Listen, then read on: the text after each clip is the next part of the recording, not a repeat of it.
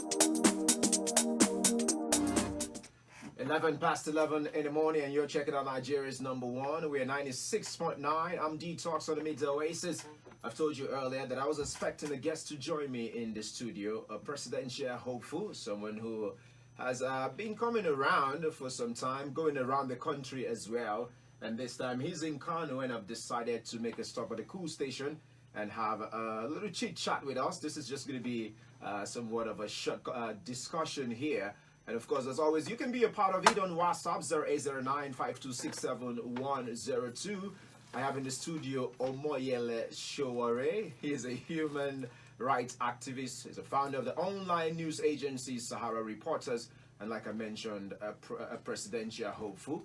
Good morning. Welcome to the studio. Thank you so much for bringing me to the studio this morning. It's good to have you. So, you've announced your intention to run for president for some time now, and we've seen you make moves as well. How's the journey so far? It's been great. I've been traveling around Nigeria and also outside Nigeria to engage and interact with Nigerians everywhere in the world. It's actually a global campaign that's taking us to about 50 events. Okay. So actually 60. Wow. If you include Kano last night. And it's just to hear Nigerians out, mobilize them for a future that is different from what we have now, and also to seek their support, and in some cases to actually interact with them based on their programs that we know would make this country, jumpstart this country to make it a fantastic country. So all of our traveling, our interaction, our town hall meetings are based upon this. And we're in Kano today for the second time in 5 months. Okay. Considering that the last time we were here, we came to see the Emir of Kano. And this time around, as I said, we're here to see the people of Kano. That is not to say that the Emir of Kano is not part of the people of Kano, but this is something broader. Oh, okay. Yes. Well, as expected, presidential hopefuls, as they make their trip, engage people, they give them promises and talk to them about things that they intend to settle. We've seen situations where, people who are not in office sometimes say things that when they get into power, they find out that these are things that we may not be able to do. You've been following politics for some time, I suppose. Yes. How are you going forward with an idea like that, knowing that there are certain things that you could promise and not be able to deliver, even though they might sound juicy? Are you trying to be careful and not overpromise, or you're doing your politics the way it's done? No, everything we've promised is based upon a variety of factors, but largely due to research. Okay. And research is something that we are knowledgeable about. And I say knowledgeable because I have mostly done a lot of work tracking and following money in Nigeria, especially stolen wealth. And when you look at that, I know the individual worth of most Nigerian politicians. I know the worth of governors. I know what they get every month, and I know what the output is. I know what they invest in the states, what they take out of the states, and we know what our budgets are like, how much is implemented before the end of the year. So these things are based upon research. They're based upon my understanding of knowledge-based economies around the world, having traveled widely, and also done studies myself and expanded my knowledge of governance through academic work, and most importantly, be an activist. All right. Fought mostly to ensure that what Nigerians deserve should come to Nigerians and shouldn't be frittered elsewhere. So I'm not just making promises. Recently, we had to pull back in terms of exposing some of these things because whenever we say something, we found out that the government would steal the idea and even try to implement them, including coming here last time, here in this radio station, and talking about how quickly, for example, the highway from Kano, Zaria, and Kaduna could be fixed. Yes. And everybody said, well, that's not possible. They ridiculed the position. And the government ran quickly and fixed the road. I'm here 3 months later. I heard the road has been fixed. I haven't seen it yet. but I had a crew from our team travel by road, we traveled by air, and they said the road looks way better than we left it 3 months ago. And that's exactly what I was saying, that within a month you could have done this. Yes. Yes. Well, since you've mentioned something about you've been tracking wealth, you know what the politicians earn on a monthly basis. Do you have intentions of declaring your own assets as well? Absolutely. So Nigerians can understand what you have before you went into the election process, what you had while in government, for instance, and what you would also declare even after. Do you have intentions to do that? So you have to be very careful when making these promises to understand that there's a difference between declaring assets and making your asset declaration forms public. Okay. I will make, you can declare your asset and deny it later. I will make my asset declaration forms publicly. As soon as I fill that form, I will make it available to the public. And anybody who is going to work within our government must make the asset declaration forms public. I will move rapidly to get the Code of Conduct Bureau to have a website where any Nigerian official, whether you are in the Senate, everybody that is required to declare their assets, Nigerians should be able to access their asset declaration forms online without having to beg anybody or try to go behind or without a court order. Those things should be transparent. It's when you start making these things transparent that people will either decide to come to office to make sacrifices or because they are there to help than to anticipatorily declare assets that they will then steal later.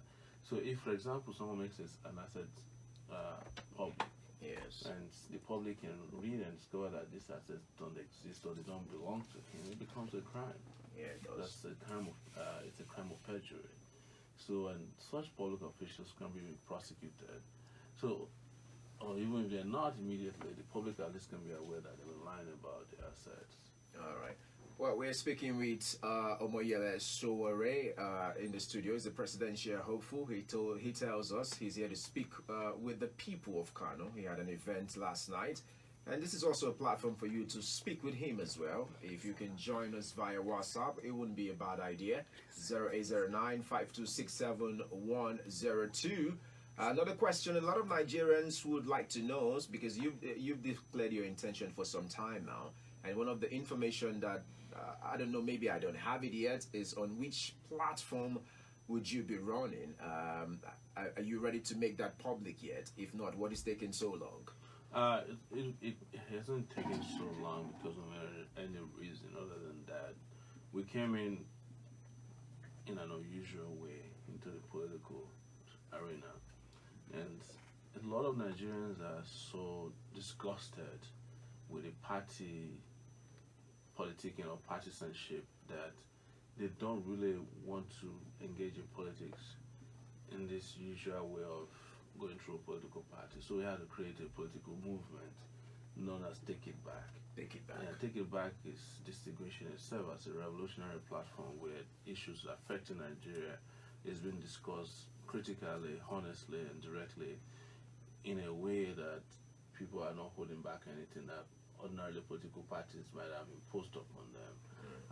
So that movement will then move into a political party platform and run under that platform. But the movement is what is most important, and that's how most people we spoke to wanted to engage and get involved with the political process. So that party name will be unveiled very soon, hopefully at the end of July. At the end of July. That's the plan. And we are also waiting for the complete implosion or explosion in clusters that's happened to the two major political parties who are, composed of carpetbaggers who are migrating. This is our migration season. So we wanted to complete the migration before we start our own announcement regarding party platform. But for now, the best way to join us is through Take It Back movement. And we're online on Sowore2019.org. Sowore2019.org, yes. The Take It Back campaign. Political platform not announced yet, but we should expect that by the end of July is what we get. Wait, now that you've mentioned, you call it migration going on between the two political parties, does this give you, are you losing sleep? Does it make you feel like the big guys might be coming together and this could be something that you should fear as someone who has plans to become president? The people that are moving around, just to be clear, I said it's a migration of carpetbaggers, and carpetbaggers are just opportunistic people. We had no intention of merging or being with them from the beginning. So they don't affect us. They're not part of people we're working with. They're not part of people within our movement. We, as no member of Take It Back, who is in PDP and APC on those levels. Some people have indicated to us, who are young people within these political parties, that they would love to be part of us. They are free to do so as soon as we kind of verify and check their backgrounds. But here is what I'm saying: there's nothing to be afraid of. These are bewitched people, politically speaking. In another 4 years, they'll be migrating elsewhere. This is how they operate. And I even heard that the PDP plans to change its name because that's former PDP name they believe can't win elections anymore. So that's where we are. That's honestly where we are. And in some ways, we're happy about it, that they've shown their hands and they will continue to do so. And I think it's better for Nigerians to understand who they are so that we can know how to practically avoid them. You don't think the competition becomes stronger when they make this migration, as you call it? Considering that it's the same people, why would it be stronger? It's just former APC people moving to PDP and some PDP people moving back to APC. It shows clearly that these two political parties are one and the same. And it makes even our messaging to be sharper because we have been saying all along that we are different from these people and these people have nothing to offer us. So that they are moving around shows that they're not different and that you're not dealing with principled people who are able to consistently stay in one place. That's a good news. All right, so earlier you mentioned that when you go around and you're making promises, you always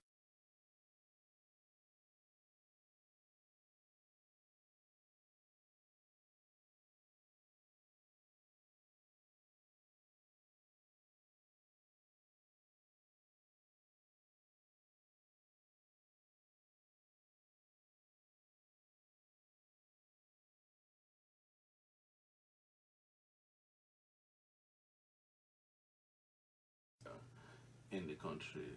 Second is for us power, electricity, that we have to bring about electricity this time around in a more innovative way. See, the truth is that you cannot get it right with electricity when you are voting for people who sell generators to you. They're not going to allow you to have real electricity. But we can have electricity if we, for example, immediately diversify the energy mix. For example, the world is going renewable. So 4,500 megawatts of electricity we try to bring upon this country by way of solar energy by itself. And then you have, in places like Niger Delta region, huge deposit of gas that can be used to power more and more gas turbines. You still have hydro as an energy source alternative out there. You have coal in Enugu, but coal technology is very cumbersome and sometimes very dirty. But there's also new clean coal now technology out there that you can use. But in a nutshell, 24,000 megawatts of electricity is what we can feel we guarantee 24/7 electrical supply for now. That will rapidly grow because the more you grow the electrical supply, the more the demands will also increase. Because it will kickstart a lot of small businesses and industries will start heading back to Nigeria. And the demands for electricity will increase immediately. But that would also mean that our economy will start to explode in different directions, and there will be jobs for people. Children can go to school doing their homework before they go to bed. We increase also security, we increase health. There's a lot of things that electricity can bring upon this country that will make our life way more easy. And the next is to also have infrastructure for a part of the country like this, where we are likely have an agrarian community. I mean, agrarian communities all over the place.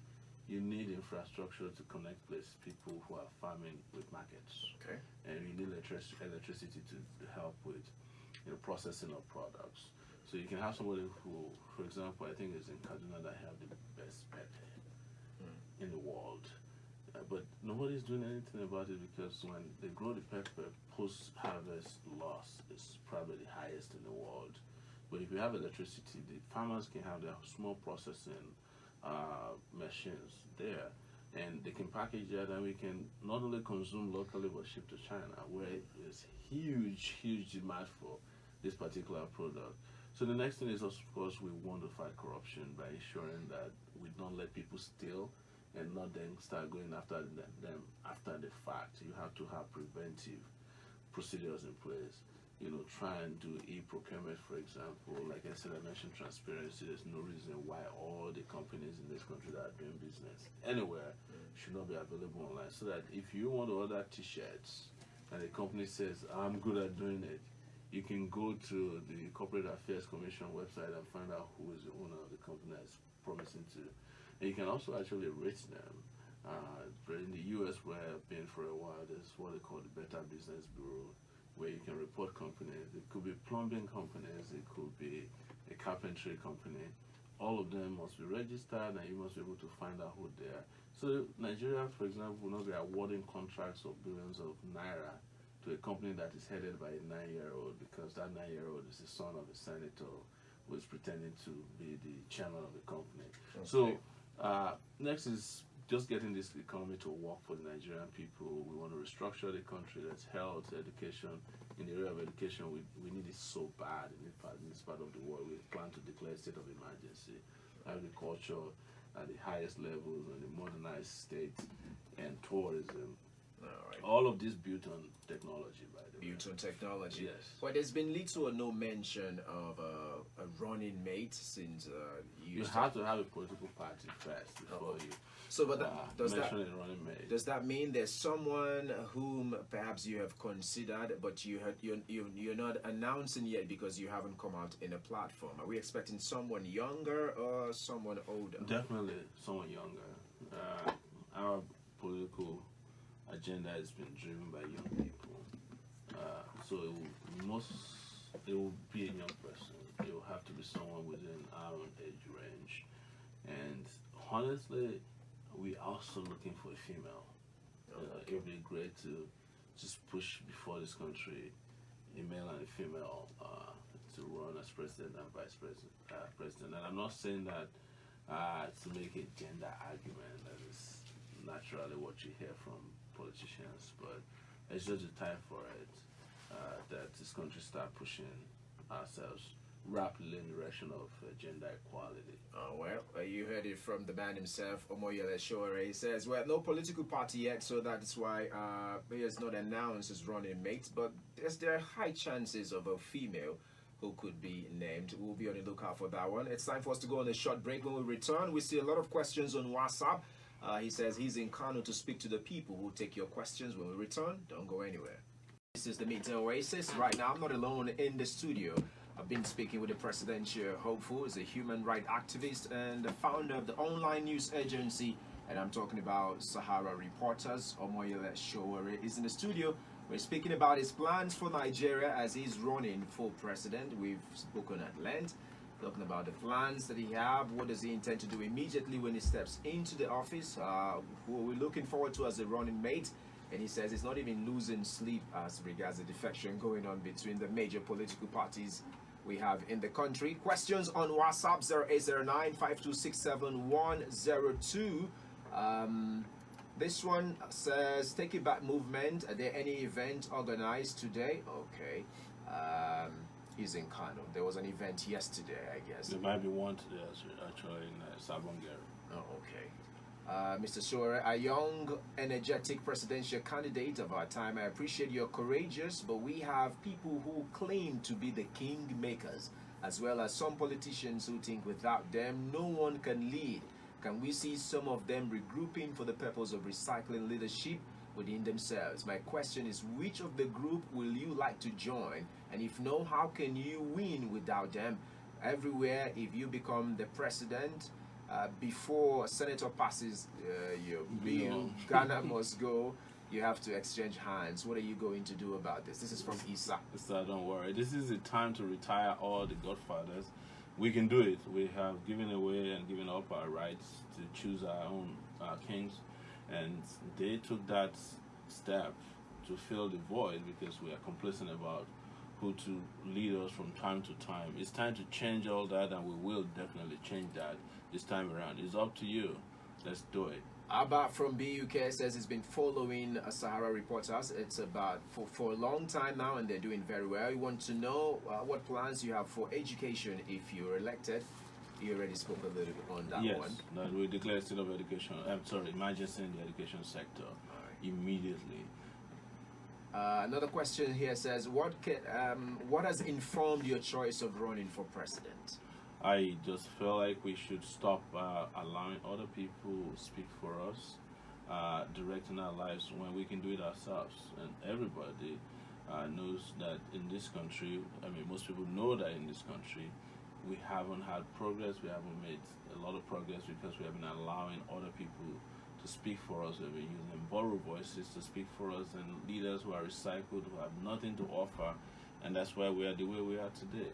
I decided that it's time to take the bull by the horn and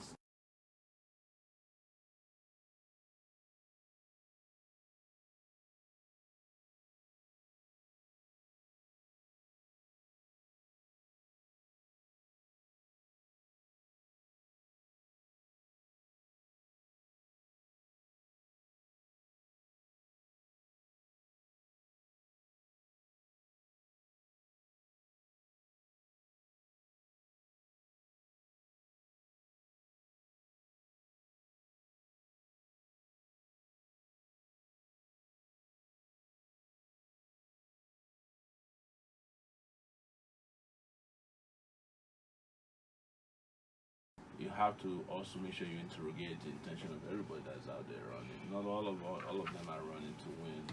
Some want to run to make impact. Some want to run to make a coalition who are very forward-looking, and that is every one of us who's tired and sick of the way this country is being governed today.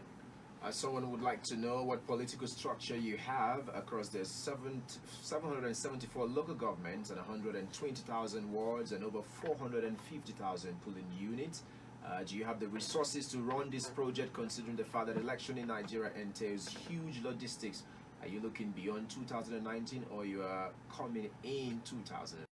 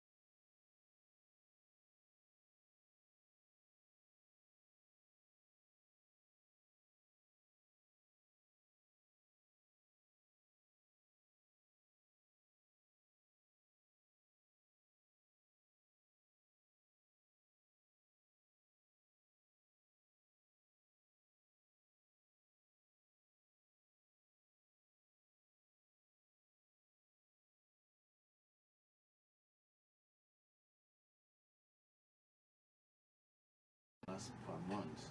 It's unconscionable wage in the first place. But for the governors, a lot of the governors are stealing what is meant for their workers. And the government that we're bringing in place will fight corruption very aggressively at all levels.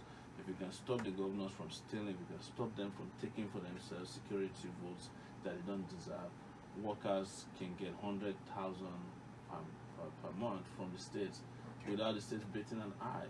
So it's up to all of us to join hands together and make sure that this wealth is distributed to the people who deserve it, and stop thieves from holding us to ransom to the extent that we can't even have programs that work for us. We're going to squeeze in one last question here as we are out of time. Uche from No Man's Land says you campaigned vigorously for Buhari in 2015. Why do you want to run as an opponent just after 3 years? Uche is making the same false allegation that has always been around. What has happened with SAHARA reporters is that each time we fight against a bad system, they are very quick to allege that you're working for their opponent. SAHARA reporters has been around for 12 years.